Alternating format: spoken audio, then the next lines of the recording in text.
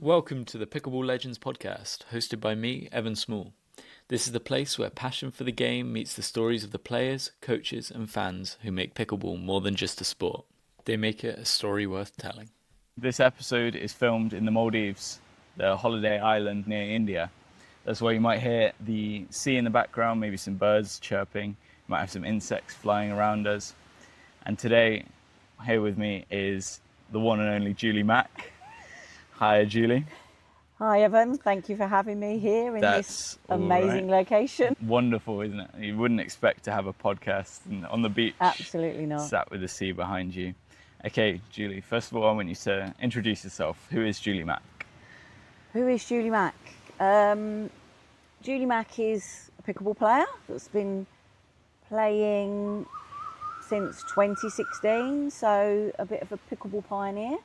Been there right from the very, very beginning, and has seen all of the development of pickleball, and very, very excited for the future. Nice. So to take you back to 2016, what was the thing that first hooked you onto pickleball? How did you get into it? I was just dragged along by a friend. I'd been very sporty all my life. I played table tennis and I was a swimmer and gave that up to play football. And then a friend of mine just said, I've been to America, I found this game, you need to come and play.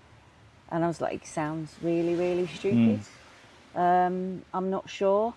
And I just gave in, really, to being bullied, and turned up in a pair of flip-flops and was absolutely hooked. It's just an addictive sport, isn't it? The second that you start playing, it just takes you off. So I know that you've competed at quite a high level as well. So when did you decide that you could compete at that high level? Because I've played sport all of my life, I've always been competitive, and it just seemed a really fun game. It wasn't as difficult as having to get up and, go swimming before school, because that's why I stopped swimming when I was younger. Table tennis, I gave up to swim. And pickleball is just really fun. It's simple, it's so easy to play, not as strenuous on the body. I mean, I probably didn't find pickleball till I was late 40s.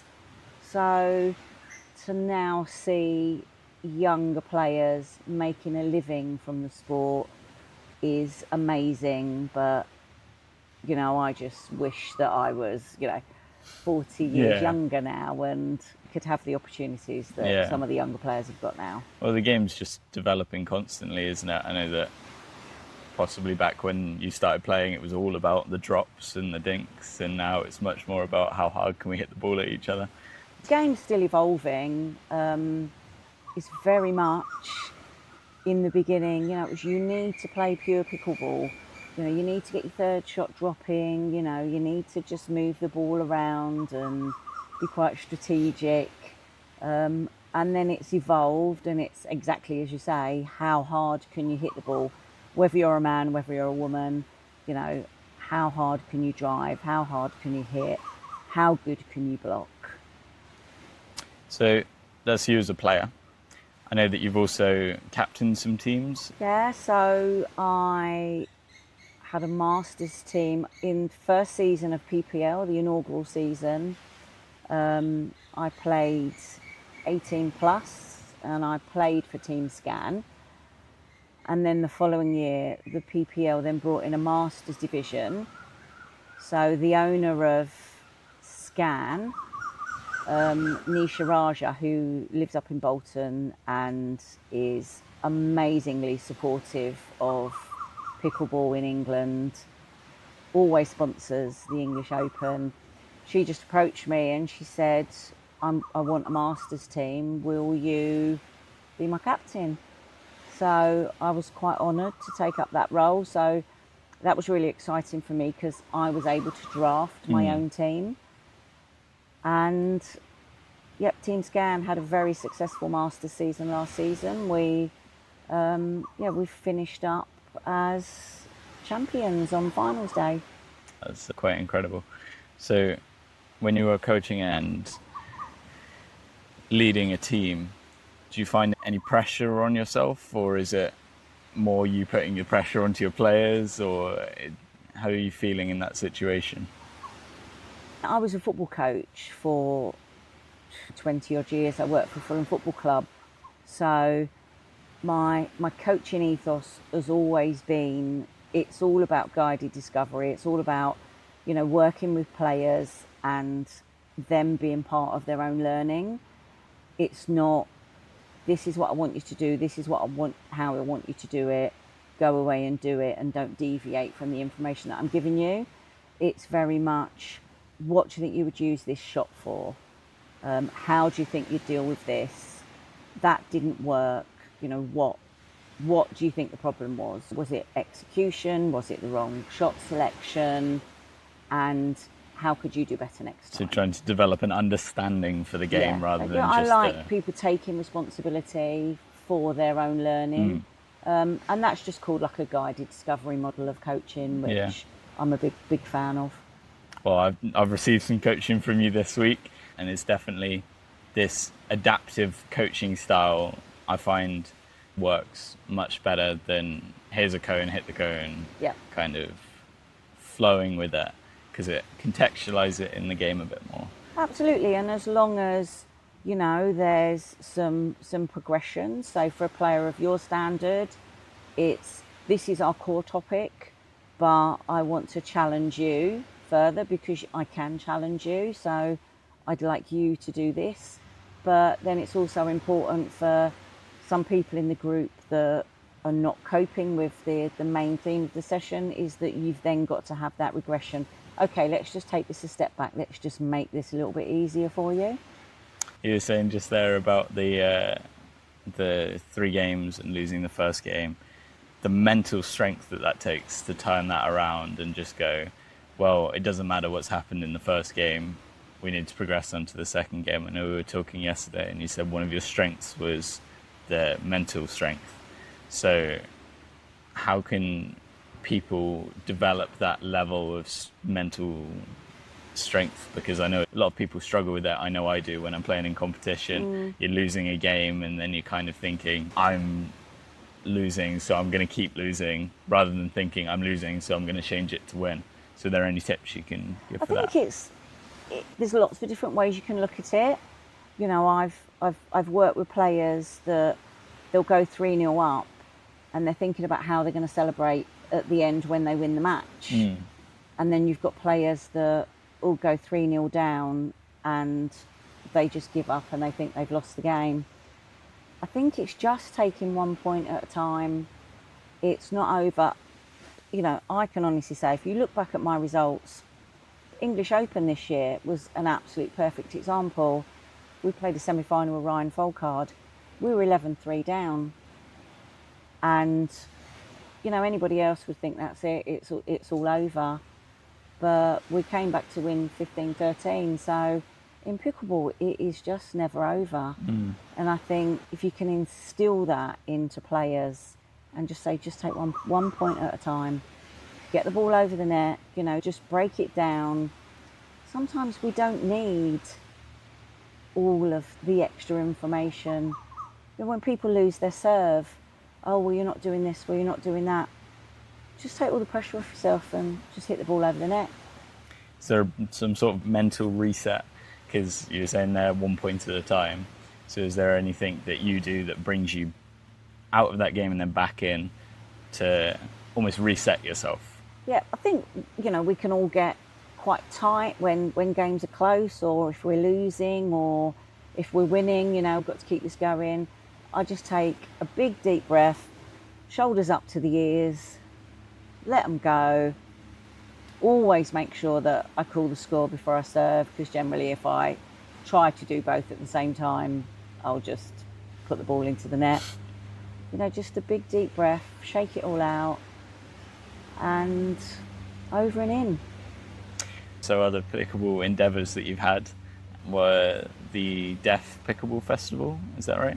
That's right, yeah. And how were you involved in that? Did you run it? Did you set it up? My professional background in terms of work, I've always worked with deaf people. When I worked at Fulham Football Club, I helped set up some deaf football teams because the owner at the time, Mohammed Al Fayed, he had a deaf son. So he said to me, I want my son to be able to play football. So we set up some deaf football teams, and then I went on and I did some work for Great Britain deaf football teams and England deaf football teams. And then I found pickleball, and some of my old players on social media contacted me and said, this game that you're playing looks real fun. Can you teach us how to play it? So I was like, yeah, just, get a few people together. I'll come and do an introduction for you. And 32 players turned up. Wow. So, and that was a very, very proud moment for me, because 2 years on, James Townsend was a guy that turned up to the first taster session, and he's been absolutely instrumental in working with me to, set up deaf pickleball around the country. He travels around the country, he does introductions and taster sessions. We've got some funding from a deaf charity called Sign Live that have supported with buying paddles and nets to set up pickleball clubs. And that's culminated in our first deaf festival that we held at Loughborough University this year. We had 200 players. Wow. And it was amazing. And for me, deaf people can be very isolated. And I think it's brought the deaf community back together. It's given them an identity. It's given them an opportunity to be fit and active and to maintain their mental health, which are exactly the same reasons we play the sport. But it's far more important, for the deaf community to have opportunities like this, and it's just going to get bigger. We're already talking about having, a deaf championships. We're looking at potentially how we can develop it in Europe. We've got some European countries that are interested in having competitions, and we're definitely working towards having it as a sport in the Deaf Olympics. That's one of my favourite things about pickleball is the community side of things, and now like the wheelchair competitions, and there's lots of stuff going on around Parkinson's at the moment, and as you're saying, the deaf community as well. It's just incredible to bring everyone together, and not just bring the deaf competition together here and the wheelchair competition over here. It's all under the umbrella of pickleball, and it's all just one big community. It's such an inclusive sport, isn't it? Anybody can play, and that is the absolute beauty, and I think that's why we all love it. I think that's what makes it so addictive, is the people, because you go to your court every week and you see different people there, you see some of the same people, you make friends through it. That's how I got into it, was in our community. We started playing to meet people around, and that's what we did. And now my parents are running the club, and I'm coaching, and it's incredible. It just changes your life. It is, and it's very exciting, to see how it's going to develop going forward and where it's going to go. But since 2016, when I started playing, Pickleball England's involvement has been absolutely amazing. They've done an absolutely splendid job. You've only got to look at the English Open. I was there, the first one in 2019. How many players? 200 players, 300 players max, to over 2,000 players. It's just absolutely amazing. So some fantastic work going on by Pickleball England. It's definitely growing in the future. Where do you think you see it in about 10 years? Where do you see the sport? I'd love to see it as an Olympic sport, but I think if it just continues to grow, there's lots and lots of work. There's some amazing volunteers at grassroots level that are working so hard and sacrificing playing themselves to give other people the opportunities. Clubs are just growing. by the week. And it's very, very exciting to be on the journey. I'm glad we're all on the journey together. As I say, community aspect. Everybody's in it together. We're in it for the fun. Obviously, we're also in it to win it when we're playing. But after we've played a game, it's all friendly. I think that's a great thing about it. So, where is it that you play normally? Do you have a regular court? I play in Surrey, so I play at London Pickleball. And then I was a bit of a pickleball nomad for a while. I'd travel up to 35 miles to go and play pickleball. Sometimes I choose to play with friends. Sometimes I choose to travel a bit further and play some high level games. And love playing at London Pickleball. Level's really good. Fantastic setup there at the club. And yeah, it's really good fun. Do you think there's some advantage that you've gained from playing with so many different people and understanding so many different styles rather than just playing against the same people over and over again and just learning them? I was fortunate enough that I played with Louis Leville. So he started playing pickleball the year after me, I think, and we had a club at the time called South London Area Pickleball, and the Levilles used to come, and Louis now a top player in Europe. But I was fortunate enough to have the opportunity to be at the same club as Louis, and then I've had the opportunity to play with some high level players. I played in the 18 plus bracket for as long as I possibly could, because I was good enough. But now I've sort of decided to leave that to the younger people. But I just wanted to do that for as long as I possibly could, just to keep my level up. And now I love being on court with younger people. The drives, dealing with the hard hitters. The tennis players that are coming into the game now, they're hitting the ball very, very hard. Yeah. And I love nothing more than just being able to get the ball back over the net. It's a great feeling, isn't it, when you keep the points alive. So I don't know if you know, but on this show we have a segment called the Pickle Pals segment, right? Because our show is sponsored by Pickle Pals. So what that is we have people send in questions and we'll ask you those questions rather than just questions that we've come up with. So somebody has asked, what are the biggest highlights of your pickleball career?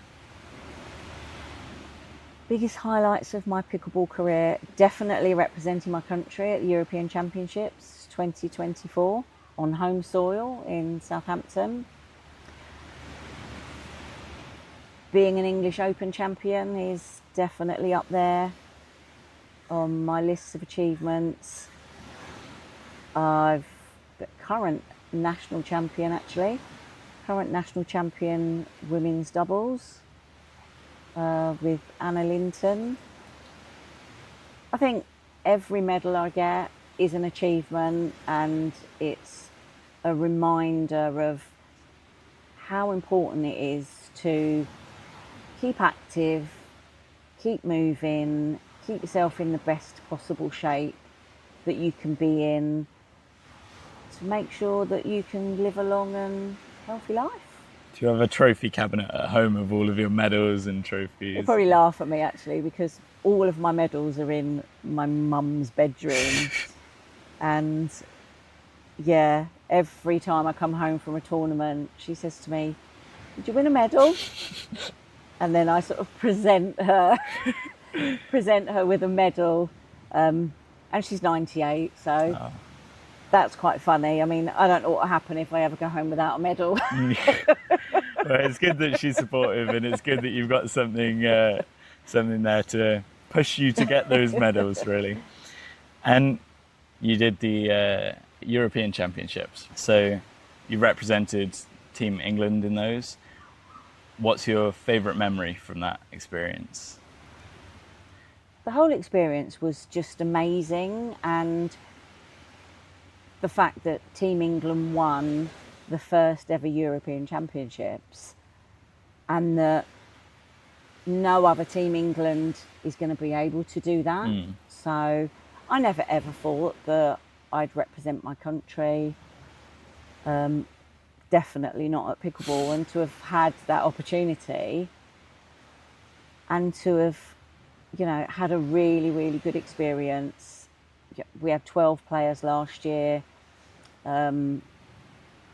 combined 18 plus and 50 plus teams, and we just did so well. And to win it, I think we played a semi-final. We played the women's doubles semi-final against Denmark, and it was a best of 3 games to 11, and we got absolutely spanked in the first game, 11-1, and we came off, and at that stage you just think, oh, just enjoy it.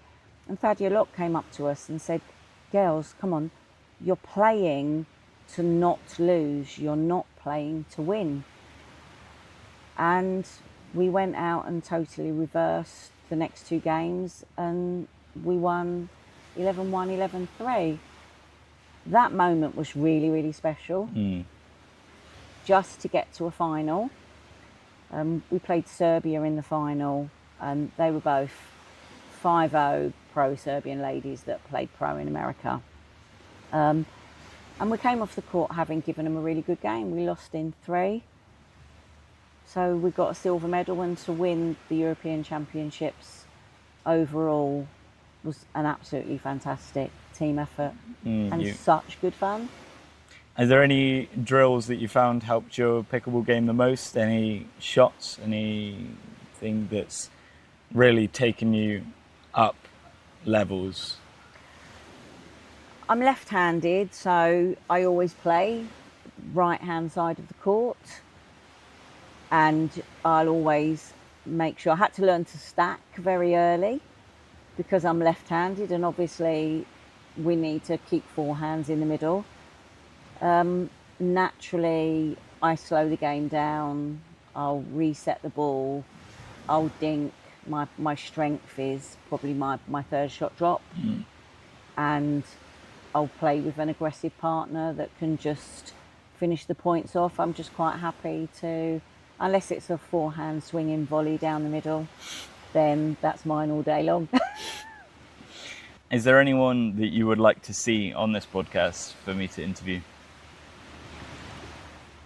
I think be diverse, get a broad range of people that love the sport, because that's going to be really, really important, and people will value you having all of the elite players, Thadia Locke, Louis Leville, Freddie Powell, James Chowdhury. But I also think it's important to speak to people that do all the hard work at the grassroots level, and that would give you a broad spectrum. You speak to Karen Mitchell, the director of Pickleball England, as to how she's found the last few years in terms of the development of the sport. Go big, go US pros, just get as many people as you can. But yeah, I just think just get a cross range of people in the community, just be diverse in terms of your content, and I don't think you'll have any problem at all. Well, it's something that I think that I've discussed before, is how the pickleball legends aren't just the Ben Johnses and the Jack Socks. They're also the club leaders who give their community a space to play pickleball. And I mean, yourself leading the deaf community, even if you weren't a top level player, then you would also have those things which are driving pickleball to grow, making the community bigger and a better place for everyone. I think they're also the legends that Absolutely need to be seen. Absolutely. You know, I think the volunteers that give up their time are absolute legends, as well as our UK elite players that continue to go out there and strive for excellence and strive to be better. Well, thank you very much, Julie. It's Thank been you. very nice to have you on the podcast. Thanks for watching this episode of Pickleball Legends. If you enjoyed it, don't forget to like, follow and subscribe, whether you're watching on YouTube or listening on Spotify, Apple Podcasts or anywhere else you get your fix. We've got new episodes coming out every 2 weeks, so make sure you're following so you don't miss the next one. Thanks for tuning in, and as always, keep dinking, keep smiling and stay legendary.